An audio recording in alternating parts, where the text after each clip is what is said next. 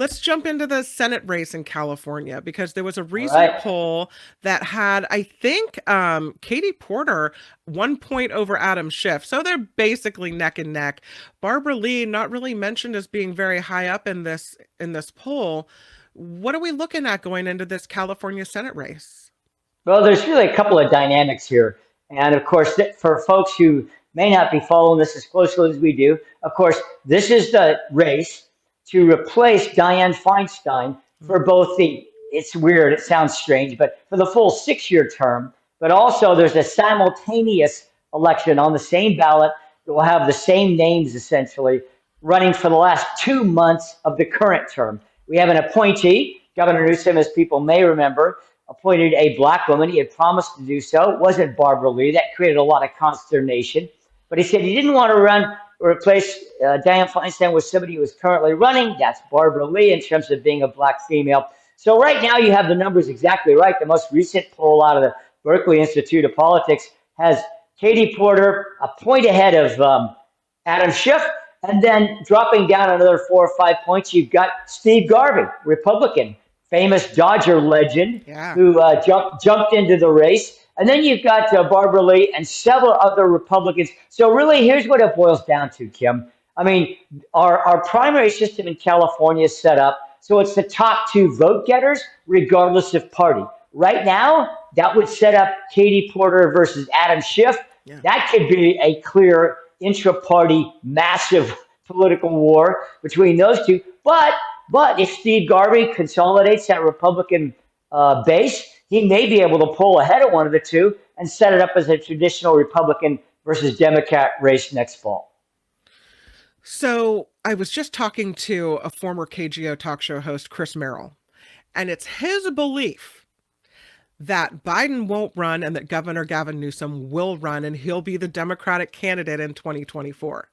So I wanted to throw his hypothetical at you and see if you think there's any merit. We're already seeing Governor Gavin Newsom do some pretty presidential things on the national stage, trying to debate DeSantis, going on to national shows for debates. Who was he on with? Some Fox host.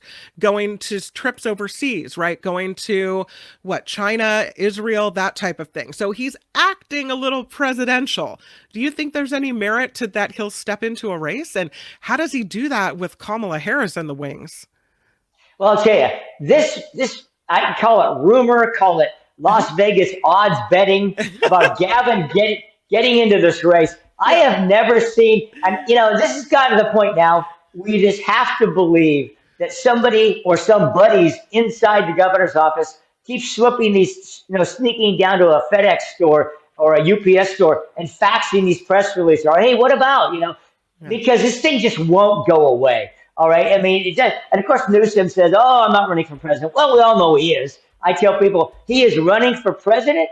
It's simply a matter of, is it in 24 or in 28? For all the reasons you put out there, Kim, it's become common belief now that this guy is now running for the White House. And you point out a significant, some would consider it an impediment.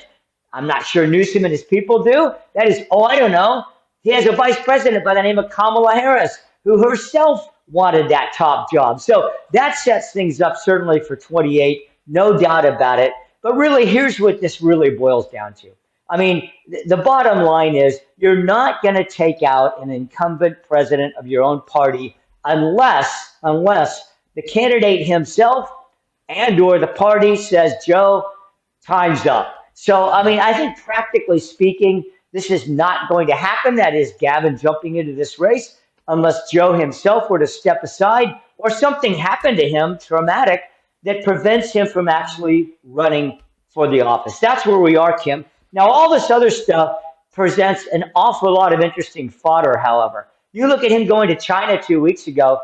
That happened, by the way, the week after China held a huge international summit that, yes, Putin himself attended in China, where the Chinese openly talked about wanting to create a new world order to replace the one, right now dominated by Western powers in the United States. That struck people as exceptionally odd that our California governor would go over in light of that. And one other little interesting point of that trip, I'll just end it there, Kim. And it is when he showed up and had what was an unannounced meeting with President Xi. Guess what? The American press was not allowed into that meeting. The Chinese Mm, press was, but not the U.S. press. That raised a lot of eyebrows. interesting. All right, I'll pose the same question that I posed to Chris Merrill. If he's right, and if it's Newsom versus Trump in 2024, who wins?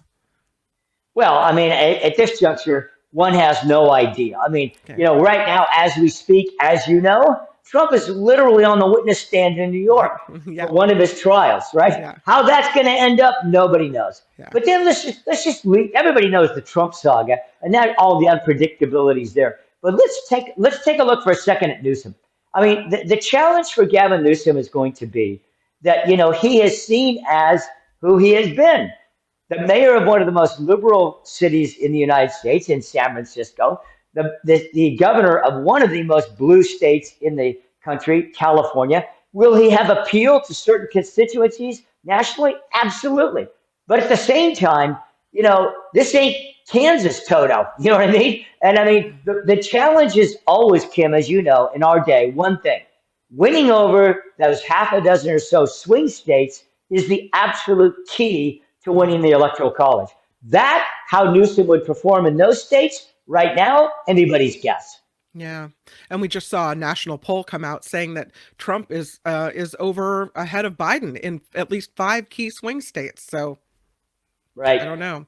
So I'm looking at this story in the Guardian newspaper, and they do some US stories, but it's very disconcerting to see them hone in on Shasta County in California. And I don't know if you happen to see this one pop up, but in Shasta County, it's a very conservative board of supervisors, and they don't want Dominion voting machines, which had been used in previous elections, used at all in their elections. As a matter of fact, they want to go to a hand tally. The state of California says, no, you can't do that. As a matter of fact, we're going to make a new state law barring election offices from using manual tallies on established election dates in contests with more than 1,000 voters in the event of a special election in contests with more than 5,000 voters. So now you've got the Shasta County clerk and registrar of voters. Her name is Kathy Darling Allen, thinking, well, what do I do?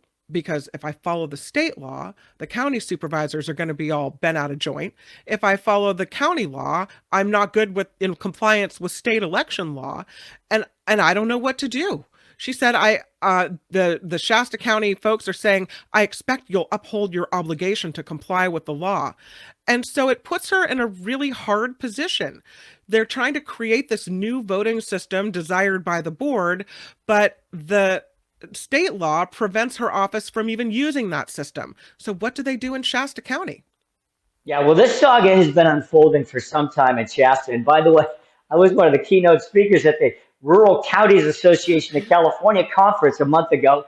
Yeah, people were talking about this, of course. I mean, a lot of these, people in urban areas of California forget there are 58 counties in Yeah. California. I mean, count them, folks. Not everybody thinks the same. And even this board, interestingly, Kim, is not united on this. There are some of the board that say, no, we've got to, comply with the state requirements on this.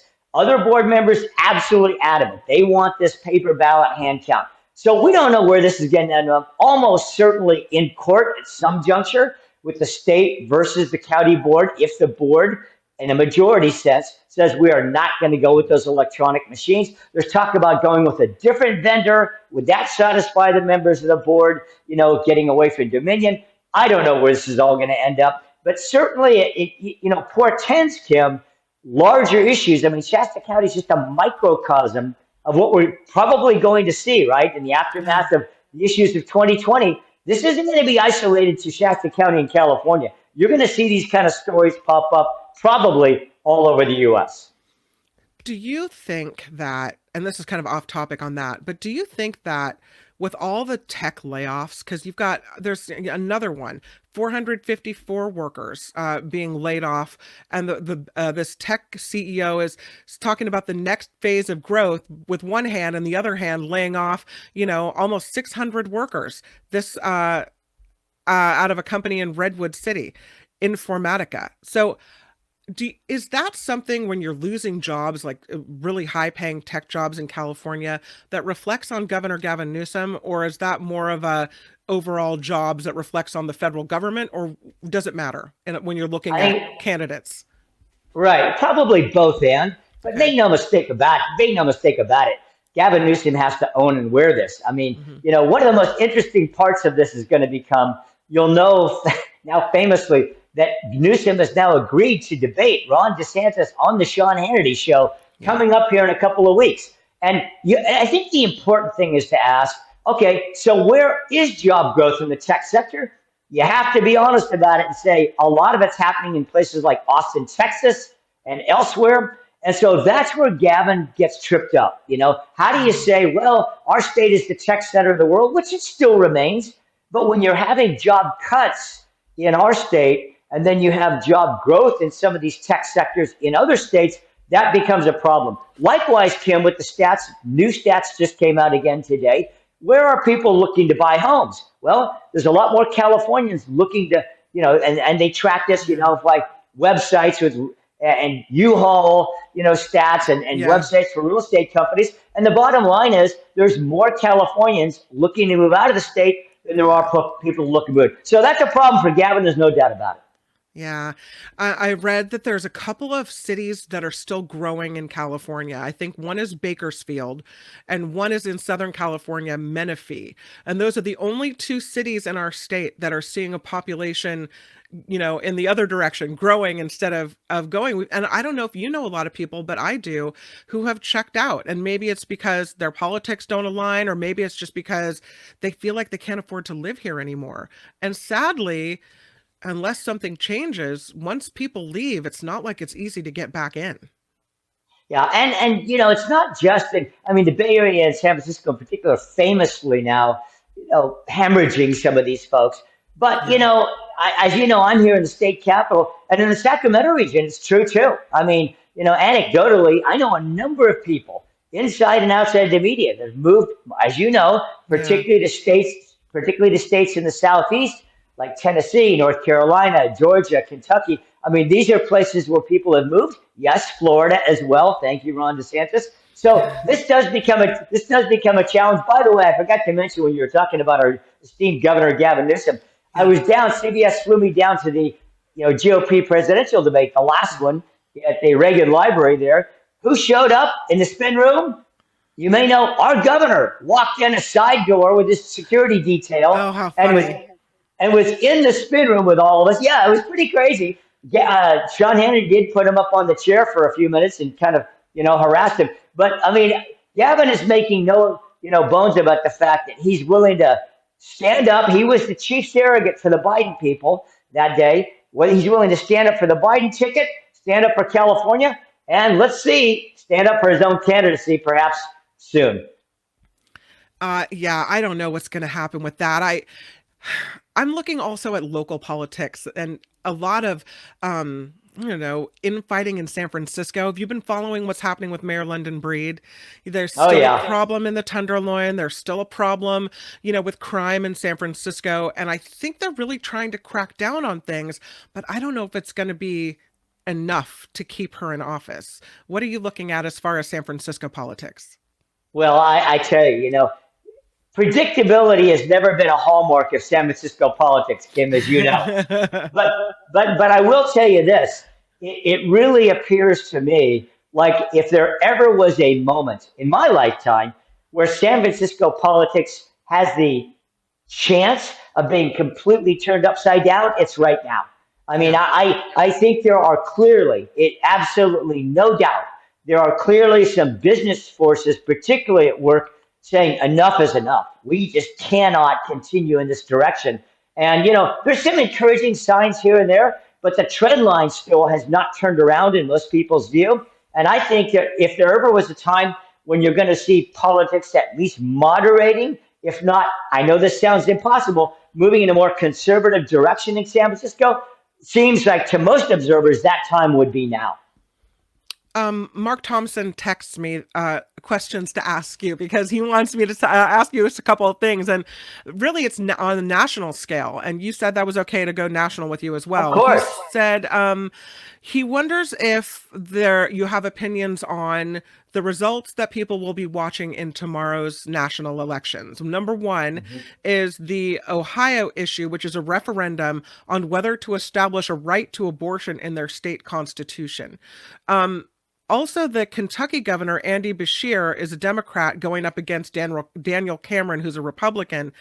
He wants to know if can a popular Democratic governor win in a Republican state? And also, just all these races, and I'll ask you this kind of a three-pronged question here. Do you think that what we're going to see tomorrow in this election will be reflective of what's going to happen in a presidential election in 2024? Okay. Well, I'm going to take those in the order you gave them so I can remember them. And Abortion, Bashir yeah, I got overall. it. I got it. So as I coined a phrase recently, the old brainium, so we can keep things going in the brain. All right. So abortion. Yeah. The important thing about the Ohio abortion ballot measure is it's really a test case for does that issue have relevance and weight for 2024? I mean, that will apply solely to Ohio, and that could be a big deal for people in my mom's home state, the Buckeye State. But the real question nationally is, will abortion resonate down ticket, not only in the presidential race, but in U.S. Senate races, in gubernatorial races, in congressional races next year? And that is going to be something people are going to be watching closely. Now, in terms of red states and governorships, this is something that is particularly interesting, and it's particularly important. People, why would we care? Well, here's why you want to care. Because remember that it's individual states that hold individual elections and, for example, put together their own reapportionment plans every 10 years. So if you have red state governors and red state legislators, you're going to get a very different reapportionment, right? A drawing of congressional seats, for example, than you're going to get if those states are controlled by Democrats, either at the governor's level or at their state legislators, or if they have a mix of those. So that's why this is being closely watched, and that's why those key races, particularly in the Southeast, are being very carefully watched. Mark's question, can a blue state governor who's a populist win? Yeah. We're going to find out. Lastly, let's go to the national election, and will these results portend anything for 2024? I will tell you this. Things are so volatile right now with so many different issues. I mean, Ukraine, Israel. You have a lot of foreign policy issues right now that rarely get center stage in a presidential election year, but they may this next year. The economy, of course, sitting out there, but all these other issues as well. So the short answer, Kim, is tomorrow's results will give us sort of some tea leaves to look at, but there's a long time between now and the primaries in the spring, and especially next fall. So I would say the predictive nature of tomorrow will have some value, but not definitive determinative value. Okay, I think that's reasonable. Right? Mark also asks, and this is interesting because he's seeing these. He said the ads are really attack ads on TV back there on the East Coast. He says, I've seen the Virginia state legislative elections that are going to be held tomorrow referred to as a focus group for America. There are at least 3 competitive races in the Virginia House and Senate. Democrats' narrow majority in the state Senate is their only hold on power in Richmond after the GOP's 2021 victories. Will, he writes, Glenn Youngkin's Republican revival continue in territory that had been rapidly trending blue? He says a Republican sweep would allow Youngkin to enact his agenda, which includes outlawing abortion after 15 weeks of pregnancy, with exceptions of rape, incest, and life of the expectant mother. Yeah. Well, Youngkin is seen, a lot of people on the West Coast don't know a lot about him, but he is clearly seen on the East Coast and by both the Democratic and Republican establishments as a real rising star, because he did win that statewide race in Virginia, which, people thought was indeed maybe trending Democrat. But, I think tomorrow's House races, that is state House races, not U.S. congressional races, it's interesting. Kim, I will tell you this. Nobody cares about, state legislative races on the other coast, but they do now. but they do now because it's really seen as a potential bellwether for how that state is going to go. And next door, West Virginia, for example, U.S. Senator Manchin, is he going to be able to survive that, next year? Is he even going to run for his own U.S. Senate seat next door? Or is he going to jump in as an independent candidate next year and really upset the apple cart at the presidential race level? There are people that I know that say they can't follow politics because it's too upsetting and too depressing. But when we talk about it, we seem to have a particular interest and excitement about it. Do you feel like this is a different era in politics where, I don't know, people are kind of backing away from it, back away slowly, don't look at the train wreck? Or is it something that's pulling more people in because it's more divisive and you kind of have to take a side and you can't really, play neutral when candidates are so extreme? Well, yes, of course. Your trusty nonpartisan political analyst currently conversing with you would take exception to the fact that you must essentially be a bomb thrower or a chair thrower to have anything valuable to say. But I will say, Kim, that I think the two groups you're talking about both exist. Okay, what do I mean by that? I do think, and sometimes ironically, they coexist. In other words, the same person can have both capacities and characteristics. What do I mean by that? I do think that there is certainly a sense in which, oh my gosh, politics is so distasteful. I mean, when have we seen people name calling like they are, et cetera, et cetera? That is true. However, I'll tell you, my experience is, and if you watch the media right now, people are really covering politics extensively, far more than they used to, especially at the local and state level, because I think the nature of the issues are so visceral for people and they feel their impact much more than they may have in the past. Oh, politics, they stay in the past. I don't care what happens in Sacramento or whatever city hall or even Washington. That's not the case now. You walk in any Starbucks up and down California or any place nationwide, people are talking politics, okay? And I think that's the reality of it. People have a real strong sense. Look at what they went through in COVID, what they've gone through with inflation recently. People know this stuff impacts my lives and my kids' lives and my business, my job lives, my jobs. And there's no getting around that. Yeah. Gary Dietrich, can we have you back on the show soon? Well, we can certainly negotiate that with Mark. Absolutely. Awesome. It's so good to see your face. I miss you so much. I hope you have a great Thanksgiving with your family, and I'm looking forward to the next time you come back with us. Thanks a lot, Kim. Say hi to Mark, and we'll talk to you guys soon. Hi, it's Mark, and I thought that was great. Hit the notification bell. You'll know whenever there's a new video being dropped, and please subscribe to our channel to help us save the universe.